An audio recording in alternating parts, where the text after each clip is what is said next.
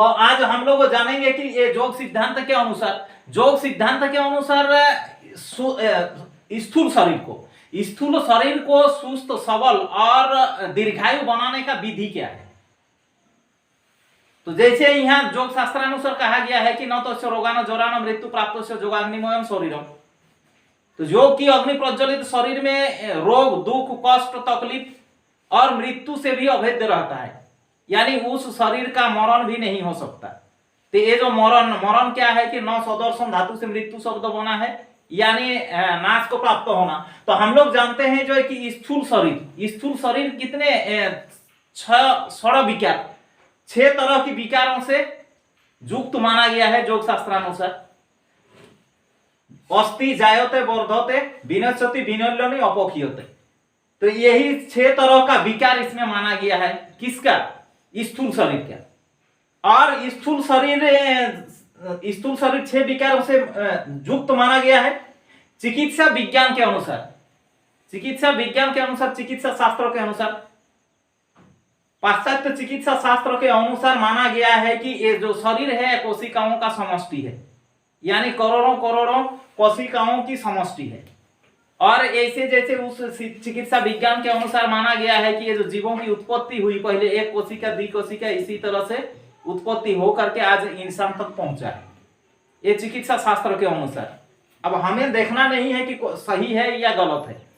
योग शास्त्रानुसार इसमें कहा गया है कि ये जो शरीर, हमारा शरीर, योग शास्त्र भी कह रहा है, चिकित्सा शास्त्र भी, चिकित्सा विज्ञान भी कह रहा है कि हमारे शरीर में ये जो कोशिकाओं की जो समष्टि है, हर एक पल, हर एक मुहूर्त हम लोग जो काम कर रहे हैं, परिश्रम कर रहे हैं, कुछ ना कुछ हम लोग कर रहे हैं।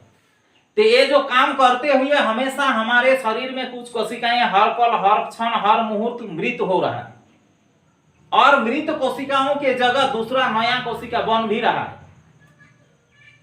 अब क्या है कि ये जो माना गया है उस सिद्धांत के अनुसार, यानी दोनों सिद्धांत, चिकित्सा विज्ञान और योग विज्ञान भी, कि हमारा जो शरीर है ये संपूर्ण शरीर 7 सालों में संपूर्ण रूप से बदल जाता है। तो मान लीजिए कि 49 साल अगर मेरा उम्र है, तो पैदा के होने के बाद अभी तक मेरा शरीर का 7 बार रूपांतरण या परिवर्तन हो चुका है। 7 बार रूपांतरण या परिवर्तन हो चुका है मेरे इस स्थूल शरीर का। और आज जो ये शरीर आप लोग को दिखाई दे रहा है, ये शरीर 7 साल के बाद संपूर्ण रूप से बदल जाएगा। मेरा अस्थि मज्जा, यानी अस्थि का जो कोशिका है, वो कोशिका भी सारा सब कुछ परिवर्तन हो जाएगा, बदल हो जाएगा। तो ये जो कोशिकाओं की समष्टि है, कोशिकाएं मृत भी हो रही है और निर्मित भी हो रही है, निर्माण भी हो रहा है। तो ये जो मृत कोशिका अगर जितना मृत हो रहा है, वो सारे कोशिकाओं को अगर हम लोग निष्कासन कर सके, निकाल सके हमारे इस शरीर से, किसी भी उपाय से, किसी भी विधि से, तो जीवित कोशिकाओं को कार्य प्रणाली में ये बाधा उत्पन्न नहीं करेगा, पैदा नहीं करेगा। दूसरी बात है, जो नया कोशिका जो हमारा बन रहा है, वो नया कोशिका अगर स्वस्थ, सबल और युवा बने, तो हम इस शरीर को, स्थूल शरीर को जितना दिन चाहे उतना दिन स्वस्थ, सबल और युवा बनाए रखने में समर्थ होंगे। और इसी वैसे ही सिद्धांत के अनुसार और उस नियम को अनुसरण करते हुए हम लोग इस शरीर को सहस्रों सालों तक, यानी हजारों सालों तक हम लोग जिंदा रख सकते हैं। तो अब हमें जानना है कि मृत कोशिका निष्कासन कैसे होती है, ये हमें जानना है कि मृत कोशिकाएं कैसे निष्कासित होती है। तो मृत कोशिकाएं निष्कासित होने का हमारा जो है मल है, मूत्र है, पसीना है, उसके बाद नाक का मैला जो नाक से जो निकलता है या पानी भी या निकलता है।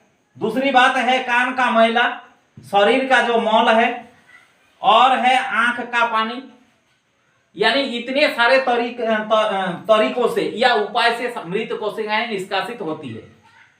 अक्सर हम लोग आजकल देखा जाता है कि ट्यूमर, बहुत सारा व्यक्तियों में ट्यूमर देखा जा रहा है। ये जो ट्यूमर क्या है, हमारे जीवनी शक्ति की व्यवस्था है। क्या व्यवस्था है? जो कोशिकाएं मृत हो जाती है, वो मृत कोशिकाओं को जीवित कोशिकाओं के साथ रहने नहीं देता। मृत कोशिकाओं को शरीर के किसी एक कोने पर ले जा करके, जैसे हम लोग मान लीजिए घर की सफाई करते हैं, झाड़ू लगवाते हैं, तो झाड़ू लगाने के बाद मान लीजिए किसी उपाय से हम लोग सारे कूड़ा कचरा को अगर घर से निकाल ना पाए तो किसी घर के एक कोने में हम लोग जमा कर देते हैं। तो वैसे ही हमारे जो जीवनी शक्ति है, जीवन की जो संचालन करने का जो दायित्व है जिन कोशिकाओं का, यानी रोग प्रतिरोध क्षमता भी उसको कहा जा सकता है, तो वो शक्ति क्या करता है, वैसे मृत कोशिकाओं को शरीर के किसी एक कोने में ले जाकर के जमा करना शुरू कर देते हैं। और जमा करते करते नित्य प्रतिदिन मृत कोशिकाओं को उसी तरह से जमा करते जाता है। तो इसीलिए होता है कि ट्यूमर जहां बनता है धीरे धीरे धीरे धीरे बढ़ना शुरू हो जाता है।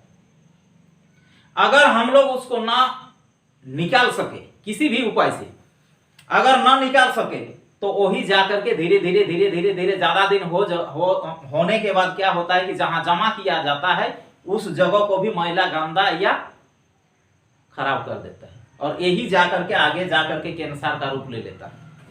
अब देखिए सुस्त सबल वो जो अगर निर्माण जो नया हो रहा है कोशिका, नया कोशिका जो निर्माण हो रहा है, निर्मित हो रहा है, अगर स्वस्थ सबल और युवा निर्माण हो तो निश्चित है कि हम लोग जो हमारा शरीर है इसको दीर्घायु कर सकते हैं।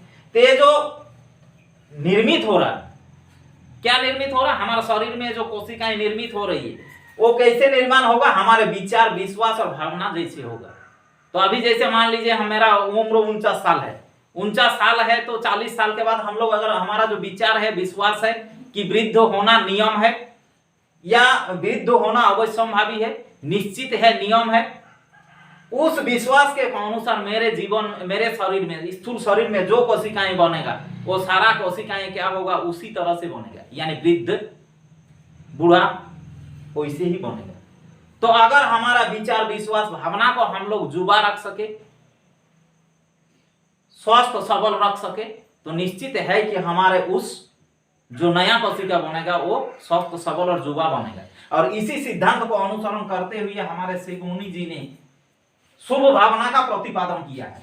हम लोग शुभ भावना में क्या करते हैं, हम है निरोग है, हम अमर है, हम सुंदर जुबा बलवान है, जुबा है बलवान है भगवान है। और ये जो भावना है, इस भावना हमारा संपूर्ण रूप से लाभकारी या संपूर्ण रूप से फलप्रसू कब होगा, जब हम लोग उसमें विश्वास हम लोग अगर उसमें 100% योग करें या जुड़ने में सफल हो जाए तो 100% लाभ होगा।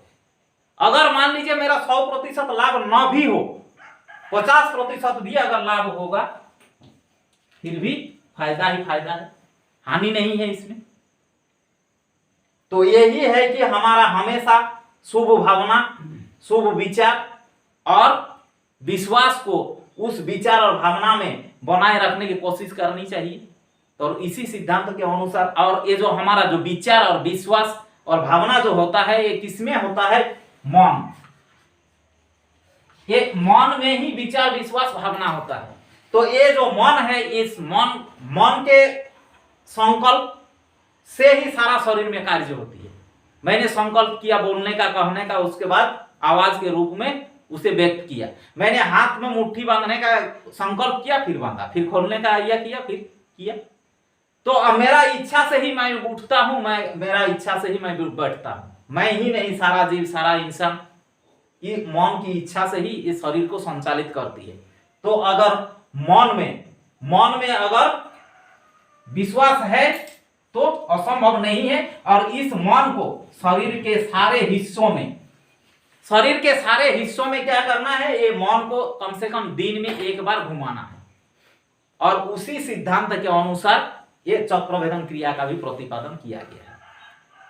तो ये जो हमारा जो सदगुरु जी यानी शिव मुनि जी का जो सिद्धांत है और सारा जो प्रणालियां है वो संपूर्ण रूप से वैज्ञानिक है।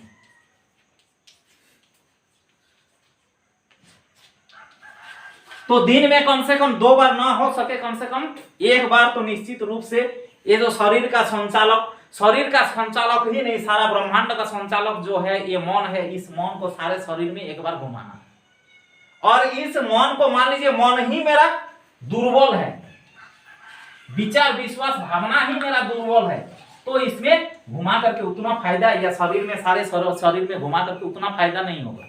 और इस मन को सबल स्वस्थ करने के लिए स्वाध्याय भी जरूरी है। और स्वाध्याय कहां होता है?